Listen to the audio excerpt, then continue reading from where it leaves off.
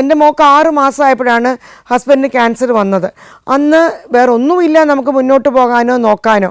ഈ ക്യാൻസറും ഈ പിള്ളേരെയും കൂടി ഞാൻ എങ്ങനെ കൊണ്ടുപോകും എന്ന് പകച്ച് നിൽക്കുന്ന ഞാൻ 8, 10, 12 കൊല്ലം പകലോളം കരയും.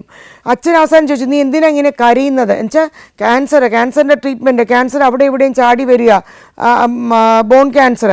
അപ്പോൾ അതിനുള്ള ട്രീറ്റ്മെൻറ്റ് ഡോക്ടർമാരുടെ പുറകെ. നമ്മൾ അദ്ദേഹത്തിൻ്റെ പാൻക്രിയാറ്റിക് സർജറി വരുന്നു, ഗോൾ ബ്ലാഡർ റിമൂവ് ചെയ്യുന്നു, ജോയിൽ ക്യാൻസർ വരുന്നു. അത് ജോ മുറിച്ച് കളഞ്ഞാൽ ലൈഫിൻ്റെ ക്വാളിറ്റി കുറയുമെന്ന് എൻ്റെ ഹസ്ബൻഡ് പറയുന്നു. നാക്ക് മുറിച്ച് കളയാനൊക്കില്ല, because he wanted to live in a certain quality. So അപ്പം അത് ക്യാൻസർ അകത്തേക്ക് സ്പ്രെഡ് ചെയ്യുമെന്ന് വിഷമിക്കുന്ന ഞാൻ. അപ്പോൾ ഈ വിഷമങ്ങൾക്കൊന്നും ഒരു എൻഡും ഇല്ല. ഇന്നത്തെ പോലെ തനിയെ നമുക്ക് കാലിൽ നിൽക്കാമെന്നുള്ള ഒരു അറിവില്ല. അന്ന് ബീന കണ്ണനൊന്നും അല്ല. എൻ്റെ പേര് ബീന കണ്ണൻ എന്ന് ഞാൻ തന്നെ വെച്ചതാണ്. ബട്ട് ആരും അറിയില്ല. ഇറ്റ് വാസ് ജസ്റ്റ് ഒരു മിസ്സസ് കണ്ണൻ, അല്ലെങ്കിൽ തിരുവേങ്കടത്തിൻ്റെ മോള് കണ്ണൻ്റെ വൈഫ്, അത്രയേ ഉള്ളൂ, വീരയ്യയുടെ വൈഫ്. അവിടെ തീർന്നു എൻ്റെ കഥ. ഞാൻ എങ്ങനെ 3 പിള്ളേരെ വളർത്തു ഒറ്റയ്ക്ക്.